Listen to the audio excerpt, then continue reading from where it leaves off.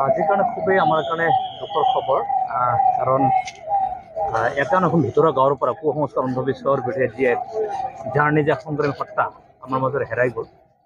তাৰ কাৰণে মই তেখেতক সমবেদনা জ্ঞাপন মই কৰিছোঁ কাৰণ যিজন ব্যক্তিয়ে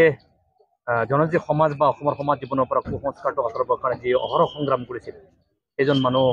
আমাৰ মনত নোহোৱা হৈ গ'ল গতিকে তেওঁ আত্মশক্তি মই কামনা কৰিছোঁ তেওঁ আত্মাই স্বৰ্গত শান্তি লাভ কৰক আৰু তেওঁৰ পথেৰে যাতে যুৱ প্ৰজন্ম আগবাঢ়ি মই তাকে আশা প্ৰকাশ কৰিছোঁ কাৰণ এটা সত্তা নোহোৱা হৈ গ'ল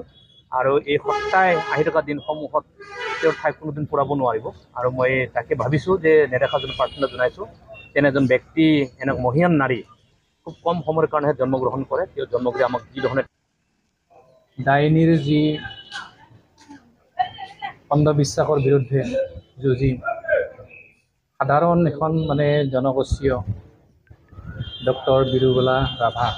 পদ্মশ্ৰী তেখেতে জীৱিত কালত যি মানৱ জাতিৰ কাৰণে এই সংগ্ৰাম